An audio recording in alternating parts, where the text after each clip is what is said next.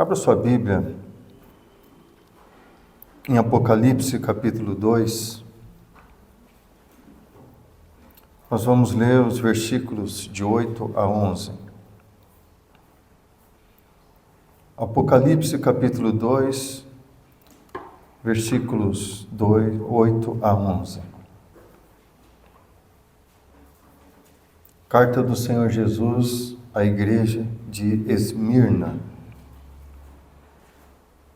Desculpa, queridos, 12 ao 17. Hoje nós vamos ver carta à igreja de Pérgamo. Ainda vamos trabalhar a igreja de Esmirna num outro momento. Apocalipse capítulo 2, a partir do versículo 12, diz assim: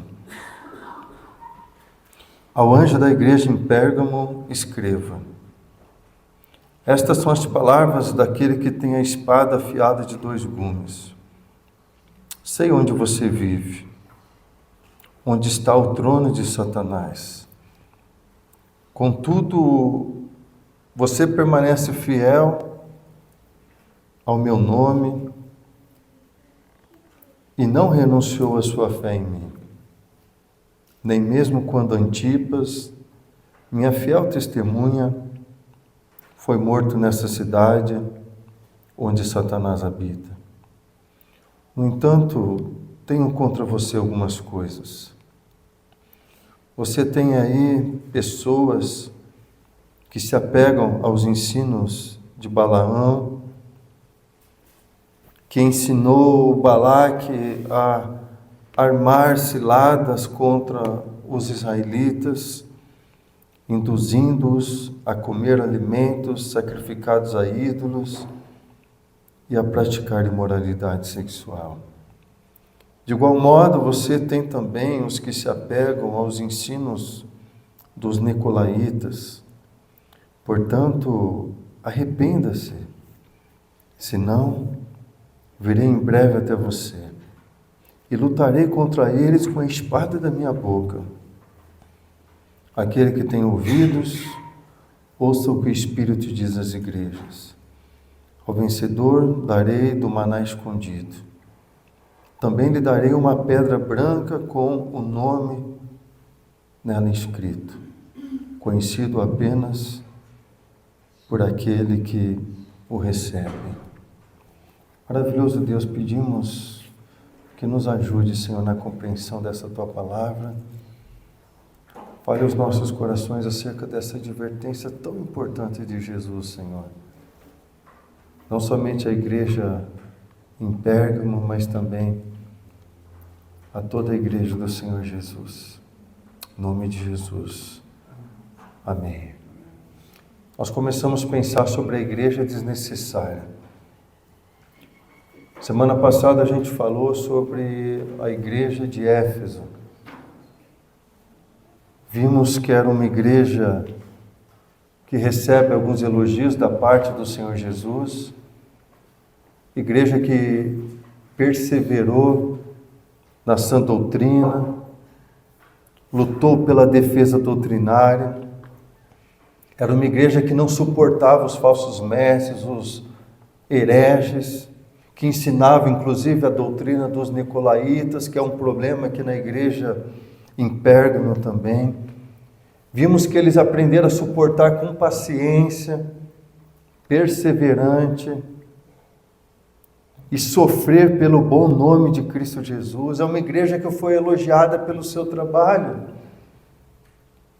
mas pesou uma acusação grave contra aquela igreja da parte do Senhor Jesus. Diz que ela abandonou o seu primeiro amor. Aquela paixão contagiante do início da caminhada não existia mais. Por isso que esse diagnóstico de Jesus acerca da igreja de Éfeso, que nos fez refletir sobre a igreja desnecessária, ou o perigo de uma igreja se tornar desnecessária. Podemos fazer muitas coisas boas e louváveis diante de Deus e ainda assim sermos reprovados pelo Senhor ou não agradarmos a Deus, quando a motivação de tudo aquilo que nós fazemos não é o amor. O amor da igreja nasce pelo amor por Cristo Jesus. E se o nosso amor por Cristo não for contagiante, não for sincero, nós não conseguiremos também amar a igreja do Senhor Jesus. Então a igreja desnecessária não significa que ela se tornou descartável. Também não significa que o Senhor Jesus desistiu da sua igreja. Significa que ela precisa imediatamente retornar de onde caiu, enquanto há tempo, enquanto há oportunidade. Foi isso que a gente refletiu na semana passada. Hoje, na continuidade desta série, Igreja Desnecessária, eu quero meditar com você então sobre o diagnóstico de Jesus acerca da igreja de Pérgamo. Irmãos, esse diagnóstico não é somente para aquela igreja, é também para a igreja atual. E é importante que você entenda em que contexto Pérgamo estava situada. Ela era uma cidade próspera, uma cidade rica, assim como a cidade de Éfeso, era também uma cidade portuária. Já no início do 3º século a.C., Pérgamo se destacava por ser um centro urbano relevante. Estava a cerca de 24 quilômetros da costa marítima, era uma cidade que estava a cerca de 400 metros de altitude da planície do rio Caicus. Era uma linda cidade ao pé do monte. Durante um bom período, ela dividiu a predominância daquela região com a cidade de Éfeso. Ela possuía uma acrópole com avanços arquitetônicos moderníssimos para aquele tempo. Construções lindas. A cidade era toda murada. Abrigava o templo de Atena. Abrigava ali um grande altar a Zeus. Naquela cidade de Pérgamo também tinha a segunda maior biblioteca importante do mundo antigo, com nada mais, nada menos do que 200.000 exemplares. Para você ter uma noção da potência dessa cidade, junto com Atenas, com Alexandria, era considerado o centro cultural do mundo antigo. Foi ela quem popularizou as folhas de escrita, que nós chamamos de pergaminho, feitas de pele de animal. Ela que começou a popularizar essa escrita por meio do pergaminho.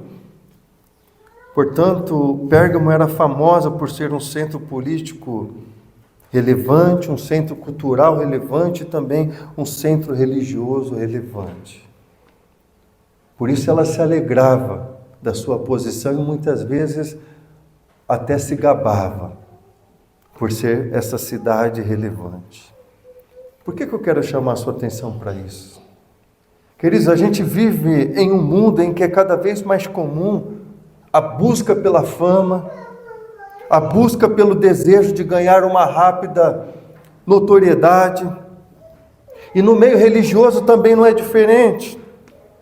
Usa-se a cada dia de muitas criatividades para atingir esse objetivo. Quantas vezes nós não vemos as pessoas tentando chamar a atenção, seja na televisão, na mídia, nas redes sociais, para que possa ter alguns poucos instantes de fama, para que possa obter certa notoriedade, para que possa ser reconhecido, para que possa ser notado.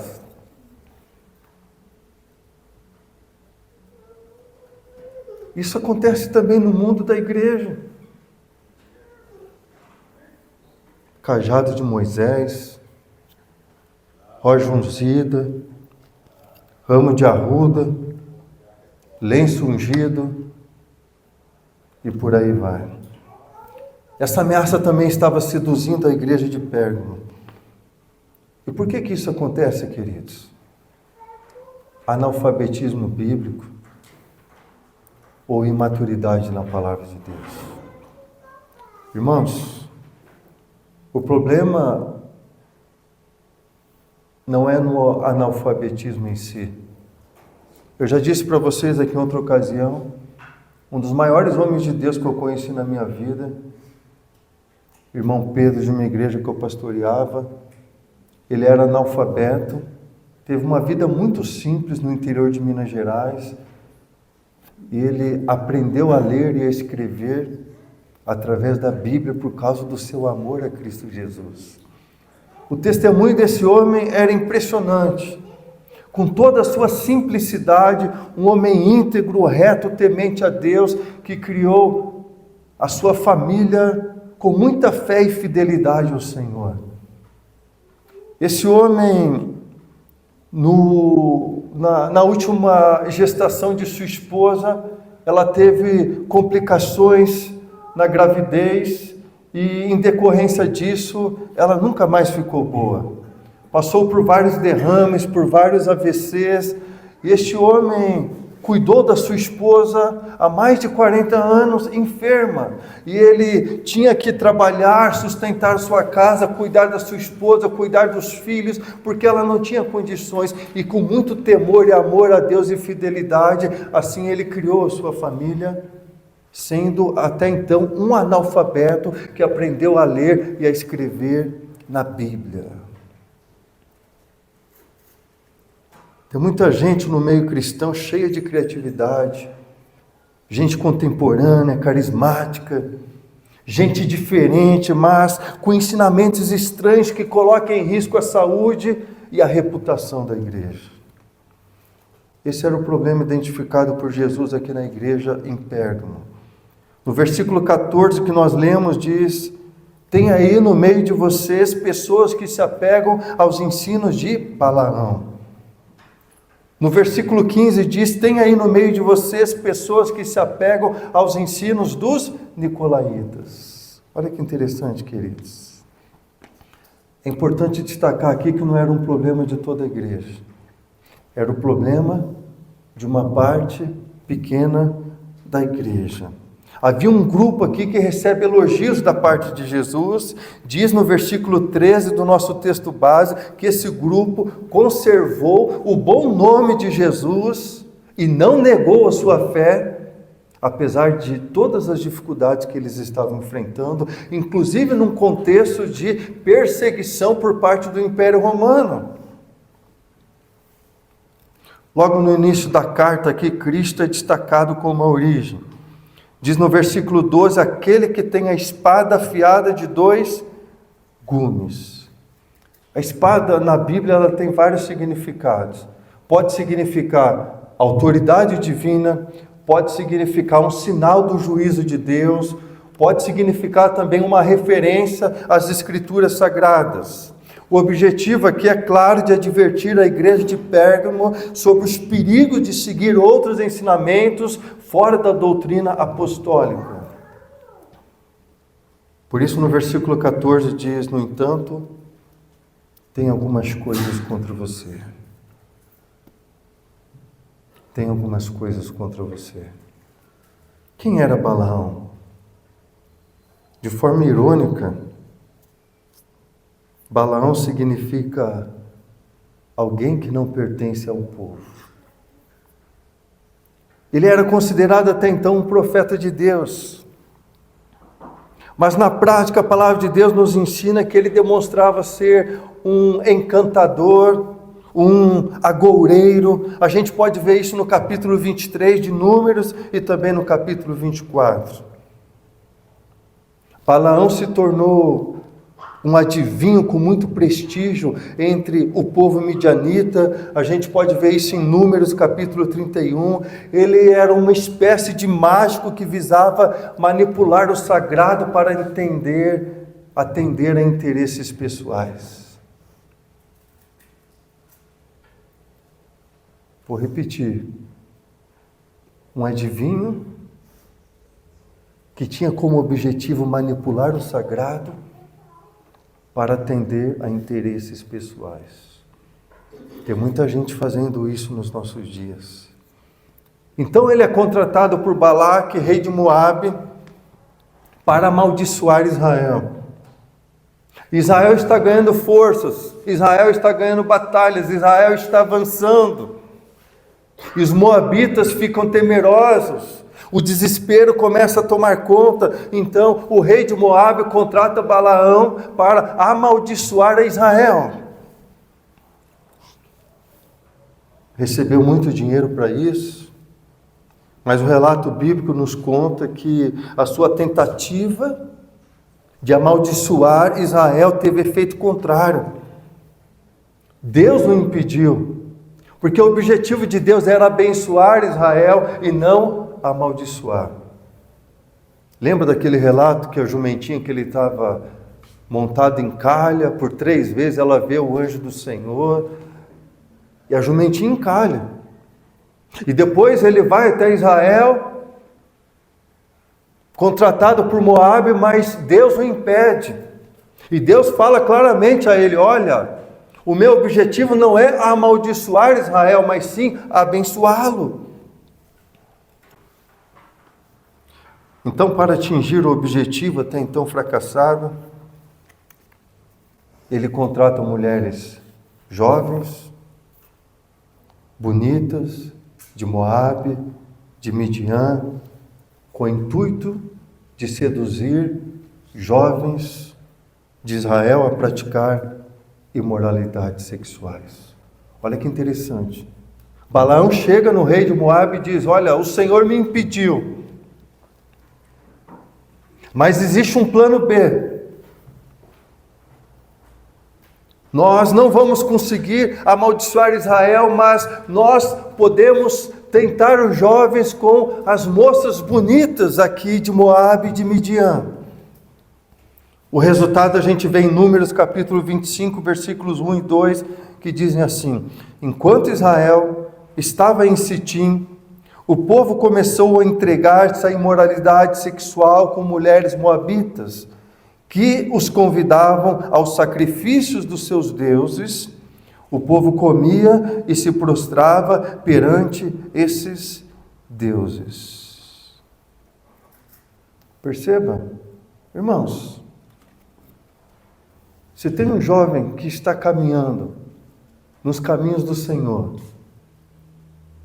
uma maneira maravilhosa do inimigo tentar destruir a sua fé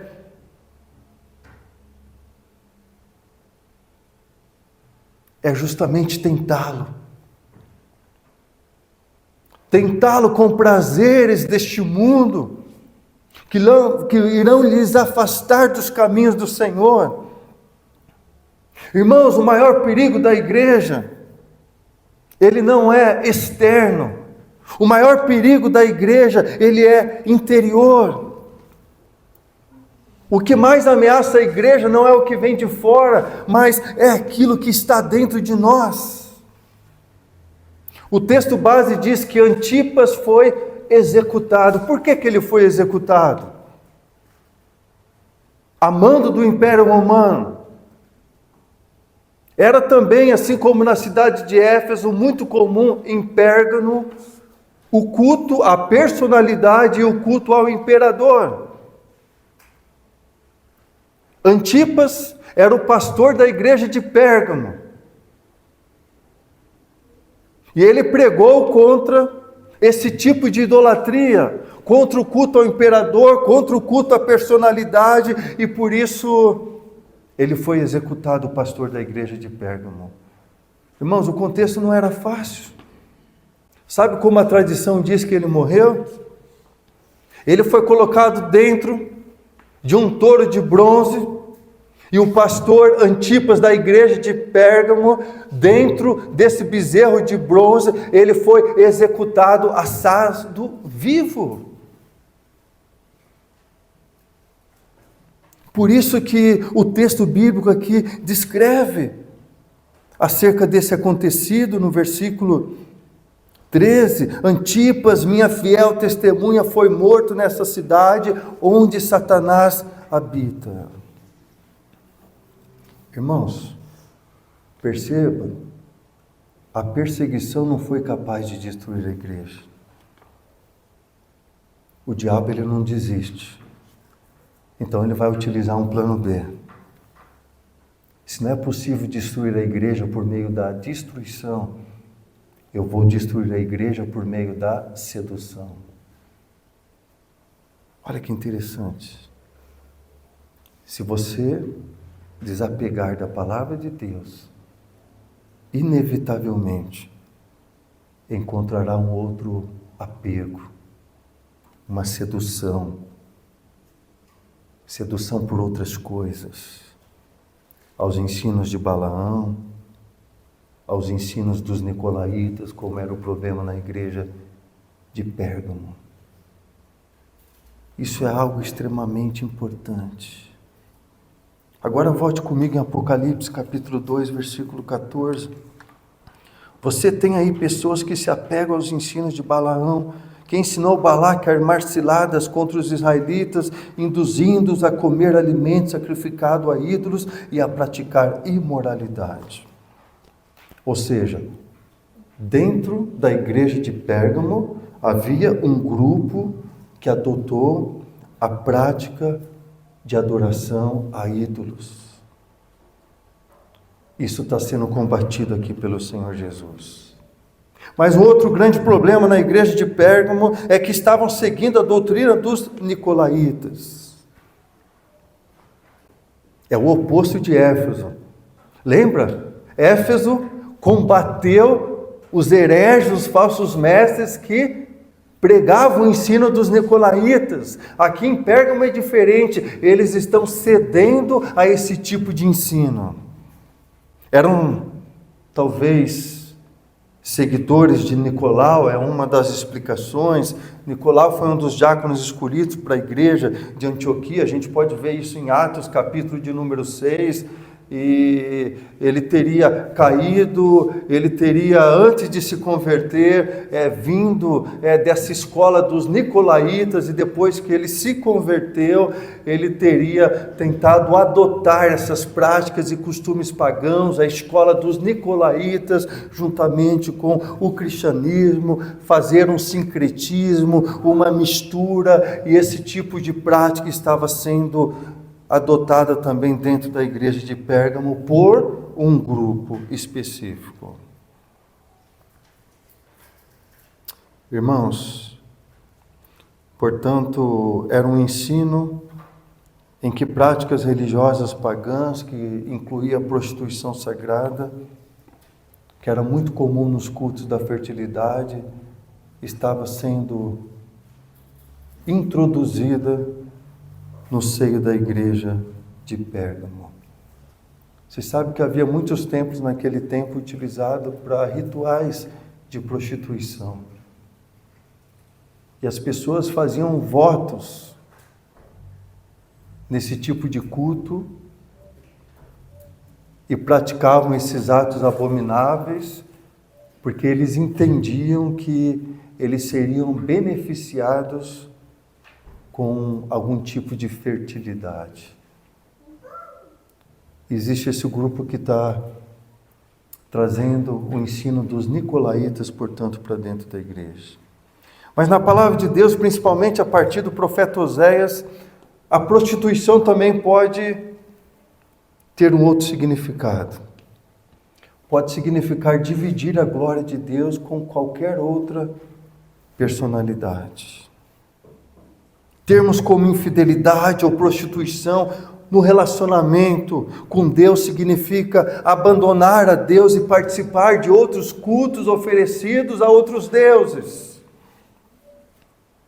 Por isso, todo cristão que se permite seduzir pela chamada doutrina de Balaão comete adultério espiritual.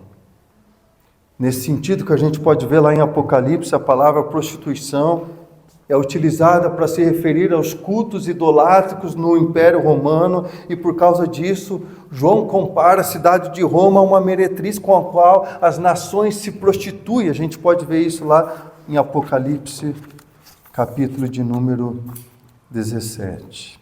Perceba então, nós temos dentro da igreja de Pérgamo a doutrina de Balaão e a doutrina de Balaque como ameaça à saúde da igreja. Por que isso acontecia, irmãos? Porque a palavra de Deus estava sendo profanada. Lembre-se que o contexto que a igreja estava inserida era desafiador.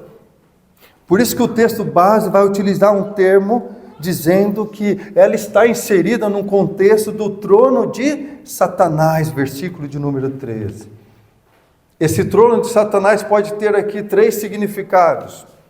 Por causa do templo a Zeus, que estava inserido ali no contexto daquela cidade, por causa do culto ao imperador ou a personalidade que também era muito forte naquele contexto, ou por causa do sistema religioso como um todo que destrói. Essa terceira opção é a mais provável aqui. Esse sincretismo religioso é quando a igreja ela cede às pressões do mundo e tenta adotar práticas pagãs ao contexto da igreja. A gente não pode ser tão rigoroso.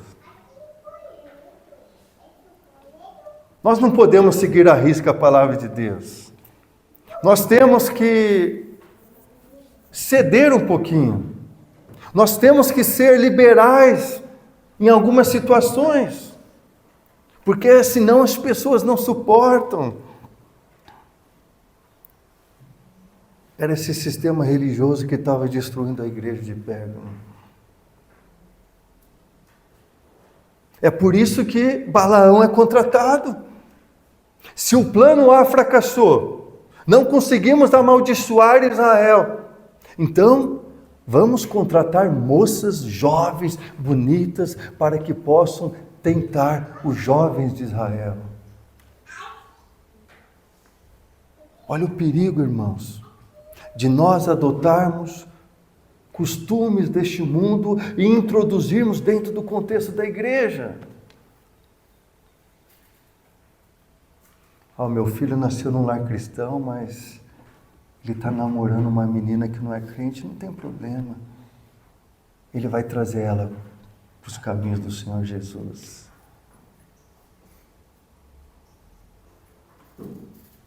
Ele tem um amigo ou uma amiga que não é cristão, é o melhor amigo, a melhor amiga, nem acredita em Deus, nem propaga a fé que nós propagamos. Mas não vai influenciar ele.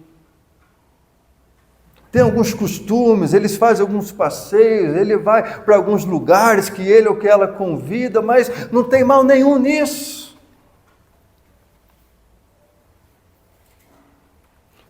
Você se lembra que em Pérgamo havia a segunda maior biblioteca do mundo antigo? 200.000 exemplares. O que isso nos ensina? Quando há um desprezo pelo conhecimento, o povo perece. É o que diz Oséias 4:6. Eles tinham a oportunidade porque eles estavam num dos maiores centros intelectuais do mundo. Eles tinham a oportunidade de aproveitar desse privilégio e obter um conhecimento da palavra, da lei do Senhor Jesus, mas eles desprezaram esse conhecimento. O desprezo pela verdade é o primeiro passo para a ruína de uma nação. E a ruína, queridos, ela não chega quando o conhecimento é escasso. A ruína chega quando o conhecimento é rejeitado. Queridos, o que esse diagnóstico de Jesus pode ensinar para a igreja brasileira? O que esse diagnóstico de Jesus pode ensinar para a igreja batista da Barreirinha? Talvez nunca houve tantos cristãos evangélicos como nos dias atuais. Em contrapartida, irmãos, nós estamos vivendo uma pobreza teológica e doutrinária impressionante. O mundo está moderno, o conhecimento está acessível praticamente a todos, mas é impressionante a pobreza que a igreja se encontra do ponto de vista teológico e doutrinário. Por que isso acontece? Eu quero apontar aqui 2 razões somente. A primeira porque Muitos pastores ou pessoas que lideram as igrejas não são vocacionados ou não são preparados. Quantos líderes hoje não se intitulam pastores, alugam um espaço qualquer, começam a reunir pessoas para pregar a palavra de Deus ou simplesmente um pseudo-evangelho? Irmãos, no ano de 2000, a Gazeta fez uma matéria que dizia assim, aspas, com apenas R$30 é possível abrir uma igreja em Curitiba. Matéria de 2000 da Gazeta. Nessa mesma matéria dizia que em 1988, a média anual era de mais de 100 igrejas que eram abertas legalmente com CNPJ. 11 anos depois, em 1999, em apenas um semestre, abria-se mais de 100 igrejas legalmente no Brasil. Geralmente igrejas pequenas, localizadas em periferias,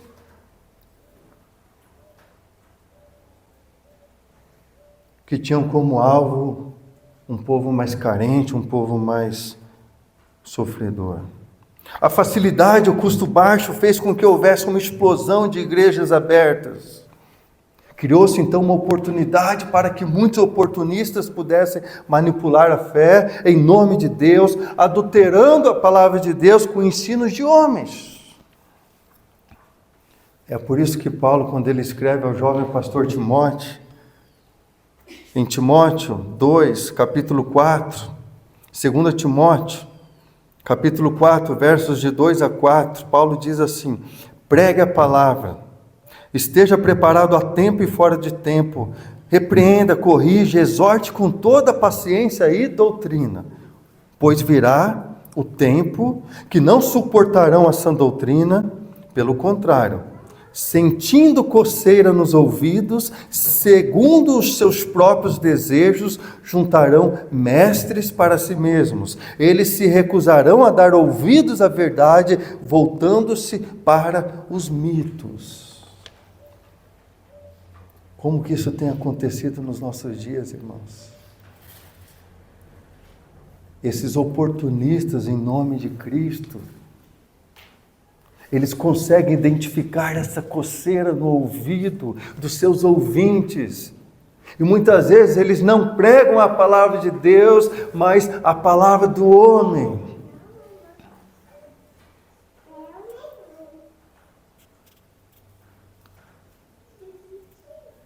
Tem até pastores que são vocacionados, mas por alguma razão não receberam o preparo devido, porque algumas denominações ou igrejas muitas vezes não incentivam esse tipo de formação. Mas nós precisamos refletir, irmãos, acerca do pseudo-evangelho que tem se arrastado nos dias atuais. Isso estava acontecendo na igreja de Pérgamo. A segunda explicação para esse fenômeno dessa pobreza espiritual é a tentativa de fazer a igreja crescer a qualquer custo. A sedução de muitos líderes, em muitos casos até mesmo o desespero, tem feito com que muitas igrejas percam o foco ou a missão de Cristo. Líderes que são tentados a adaptar um ensino que seduz os seus ouvintes. Irmãos, não existe graça barata no cristianismo. A graça barata é graça sem discipulado, é graça sem se importar, é graça sem cruz. A graça barata é graça sem renúncia. Quando Cristo chama o pecador, Ele o convida a vir e a morrer. Para que Cristo viva em ti, você precisa morrer com Ele. Como o apóstolo Paulo disse aos Gálatas 2:20, já estou crucificado com Cristo e vivo, não mais eu, mas Cristo vive em mim. Sabe por que é muito fácil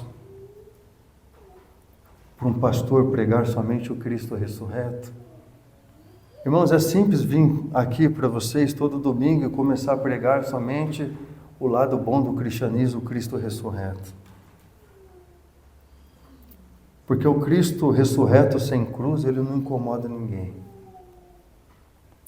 A cruz é o que dá sentido à encarnação, a cruz é o que dá sentido à ressurreição.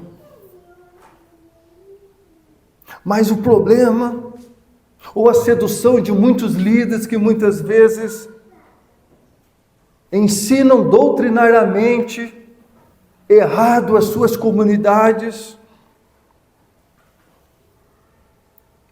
porque querem anunciar um Cristo ressurreto sem cruz. Por isso a falta de maturidade na palavra de Deus tem feito com que uma boa parcela da igreja brasileira cometa o mesmo erro da igreja de Pérgamo. Tem um convite de um folheto de uma das igrejas por aí, que diz assim: sessão espiritual do descarrego. Se você é vítima de um encosto de vícios, doenças, misérias, separação conjugal, venha conhecer a libertação da prece do descarrego. Em outro momento diz assim: participe também da campanha do Arruda contra os maus espíritos. Nesse folheto é mencionado ali vários elementos de magia no uso de símbolos como uma espécie de fetiche. Por que isso tem acontecido, queridos? Profanação da palavra de Deus. Imaturidade espiritual. Eu quero finalizar com 3 aplicações rápidas aqui. Primeiro, sua vida precisa ser guiada pela palavra de Deus, tão somente pela palavra de Deus. É a essência não somente dos batistas, mas dos reformados, que a palavra de Deus é a nossa única regra de fé e de conduta. A palavra de Deus não se adapta aos costumes, nem a tempos, nem a épocas. A palavra de Deus é a mesma ontem, a mesma hoje e amanhã. A palavra de Deus é imutável, a palavra de Deus é eterna, a palavra de Deus é atemporal. A palavra de Deus existia antes do tempo e ela permanece sempre atual. Por isso que o Salmo 119, versículos 1 e 2 diz: como são felizes os que andam em caminhos irrepreensíveis, que vivem conforme a lei do Senhor, como são felizes os que obedecem aos seus estatutos e de todo o coração o buscam. O salmista ele está dizendo, olha, em outras palavras, vocês não têm noção de como são felizes aqueles que andam nos caminhos do Senhor e andam conforme a lei de Deus. É uma felicidade incomparável, inconfundível. Por isso, nos versos 97 e 98, ainda do Salmo 119, ele diz: como eu amo a tua lei, medito nela o dia inteiro. Os teus mandamentos me tornam mais sábio que os meus inimigos, porquanto estão sempre comigo. Por isso, outro momento ainda nesse Salmo, ele vai dizer: guardei a tua palavra no meu coração, porque eu não desejo pecar contra ti.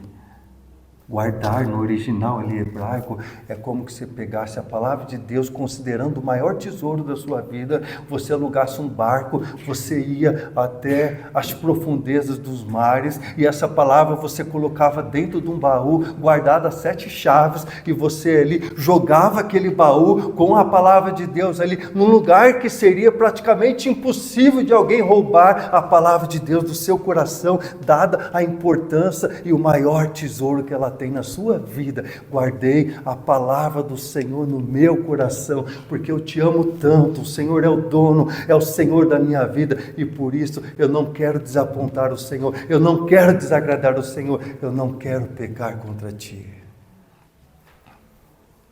Hoje nós corremos o risco da sedução da autoajuda, diz Jorge Barro, mas na verdade o que mais precisamos é da ajuda do alto. É da ajuda do alto.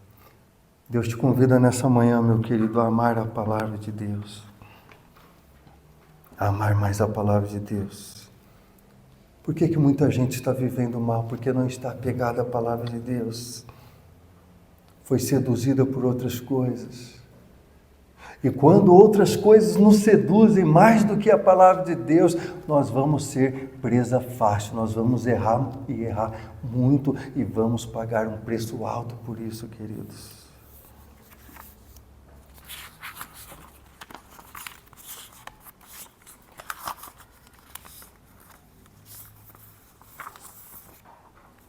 Eu quero finalizar em segundo lugar. A segunda aplicação. Sua vida precisa apontar para Cristo. A sedução da igreja de Pérgamo que era divinizar aquilo que era humano e dividir com as outras pessoas a glória devida exclusivamente a Cristo. Semana passada o pastor Haroldo pontuou aqui sobre a transfiguração. Cristo chama 3 dos seus discípulos para subir no Monte Tabor, Pedro, Tiago e João, e ali eles são visitados pela glória de Deus. Diz que lá no alto do monte, primeiro acontece a transfiguração de Jesus, depois a transfiguração de Elias e também de Moisés. E Pedro, Tiago e João ficam maravilhados, então eles perguntam ao Senhor Jesus: Senhor, não devemos também armar aqui 2 tendas, uma para Moisés e outra para Elias?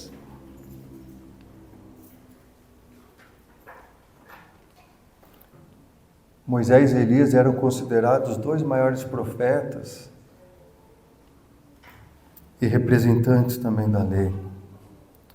Mas ali fica claro na transfiguração que somente Cristo devia ser o centro da fé cristã. Porque os profetas e a lei apontavam para Cristo. Por isso Mateus 17:8 diz assim: erguendo ele os olhos, não viram mais ninguém a não ser Jesus.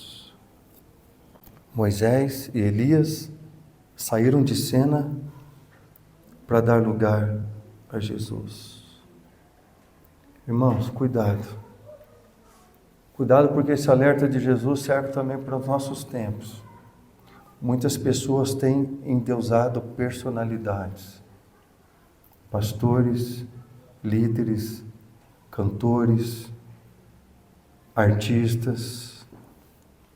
Antipas, ele foi morto por condenar o culto à personalidade e o culto ao imperador. Ele não aceitou a divinização daquilo que é humano. Ele optou por morrer a renunciar à verdade. A cruz de Cristo não combina com celebridade, irmãos. A cruz de Cristo envolve renúncia, envolve serviço, envolve sacrifícios de amor. Por isso que o apóstolo Paulo, quando escreve aos Filipenses, falando sobre Jesus, capítulo 2, versículo 6, ele diz: não julgou como usurpação o ser igual a Deus. Por que Adão caiu e nós caímos em Adão? Porque ele tentou usurpar aquilo que não lhe pertencia.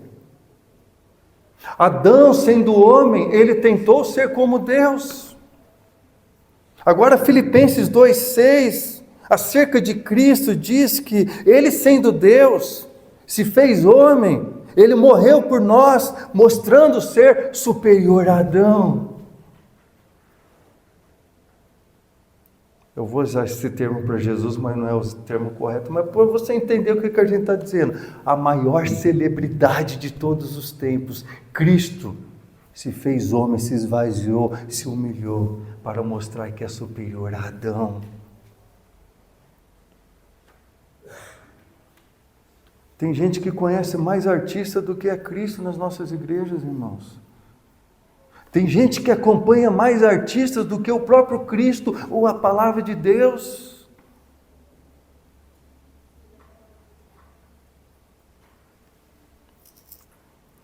O ministério de Jesus foi realizado pelo Jesus homem.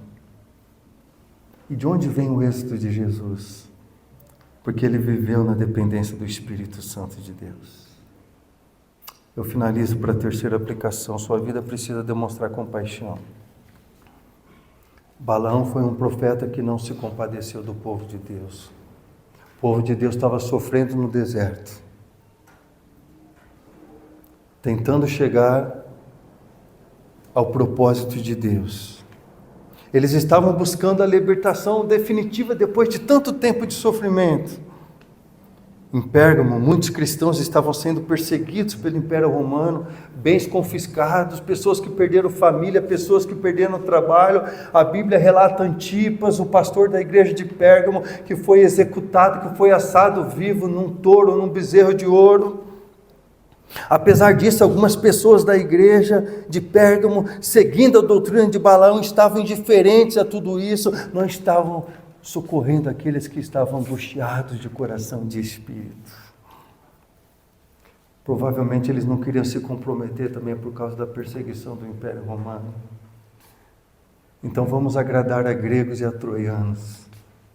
Vamos tentar seguir a Cristo Jesus e adotar práticas pagãs também. Vamos fazer uma mistura aqui para que a gente possa ficar tranquilo.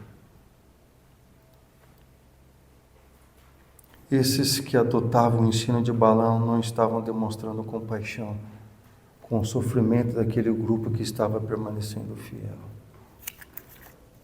Portanto, o verso 16 diz: portanto, arrependa-se. Irmãos, quem dá o crescimento à igreja é Deus por meio do Espírito Santo de Deus. Precisamos ser aquela igreja que resplandeça a luz de Cristo diante dos homens. Nosso papel não é fazer a igreja crescer, isso é papel de Deus e do Espírito Santo. O nosso papel é fazer com que a luz de Cristo brilhe e reine na nossa vida, para que o mundo veja o Cristo ressurreto, que morreu na cruz, para nos perdoar e nos dar a vida eterna. Deus deseja que sejamos uma igreja madura na palavra de Deus. Se isso não acontecer, seremos uma igreja desnecessária.